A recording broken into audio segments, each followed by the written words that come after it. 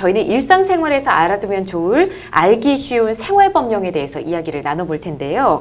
요즘 주변을 둘러보면 아기 보기 참 힘들다라는 생각을 많이 하게 됩니다. 아니나 다를까 지난해 출산율이 마침내 한 명에도 못 미치는 0.98명으로 집계가 됐다고 하는데 역사적으로도 유례가 드문 합계 출산율 0명대 국가 불명예를 안게 됐습니다. 자, 오늘 알기 쉬운 생활법령에서는 저출산 대책과 관련된 법령에 대해 좀 알아보고자 합니다. 자, 먼저 국내에서 그동안 저출산 해결을 위해서 정말 다양한 노력들을 한 걸로 알고 있는데 박 변호사님, 왜 이렇게 계속해서 출산율이 떨어질까요? 네, 한 국가가 인구를 유지하기 위해서는 합계 출산율이 2.1명은 돼야 된다고 합니다. 예. 그런데 현재 한국은 0.98명으로 OECD 회원국 중에서 최저 수준이라고 하는데요.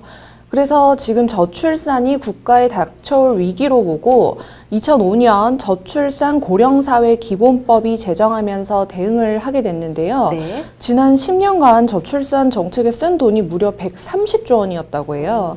하지만 국민들이 이런 혜택을 체감하고 있지 못하다는 게 문제점이라고 보입니다. 그렇군요.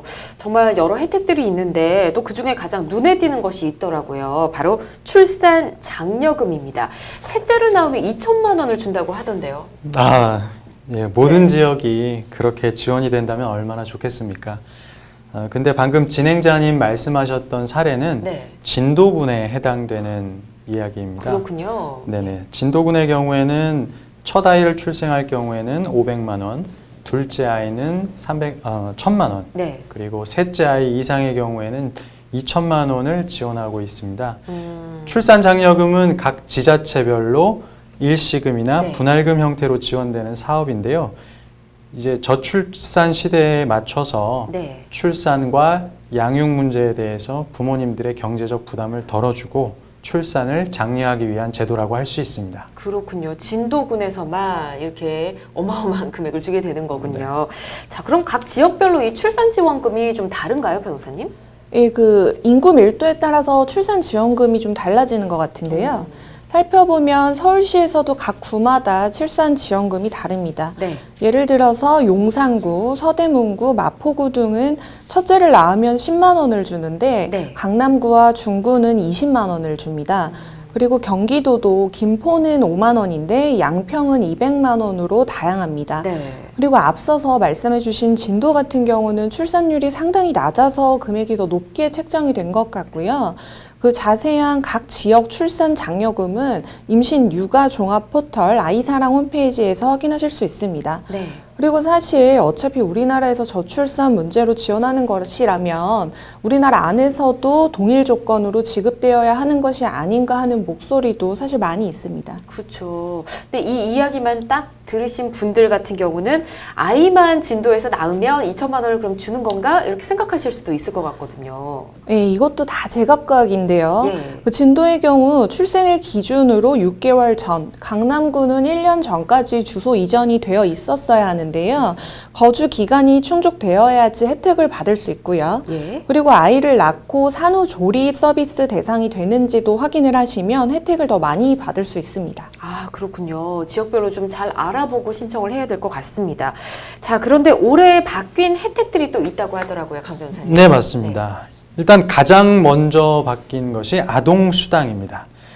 아동수당은 지난해 9월부터 시행된 제도인데요. 예. 만 5세 미만의 아동에게 월 10만 원을 지급하는 것이 핵심입니다.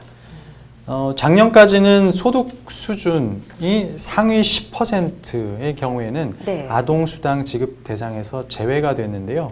올해부터는 그 대상이 확대가 돼서 소득과 상관없이 모든 아동에게 지급을 하고 있습니다. 예, 그렇군요. 그리고 오는 9월부터는 그 지급 대상이 만 5세에서 만 7세 미만 아동으로 확대된다고 합니다. 좋아지네요. 맞습니다. 예.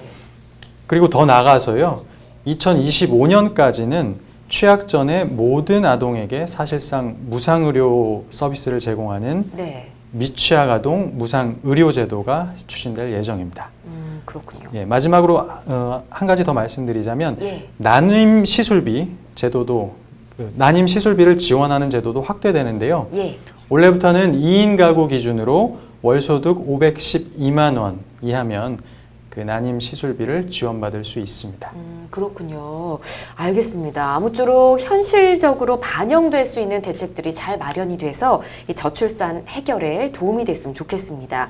저출산 관련 법령과 관련해서 더 궁금한 점이 있으신 분들은 법제처 홈페이지로 가셔서 찾기 쉬운 생활법령 코너에 가시면 자세히 나와 있으니까 참고하시기 바랍니다.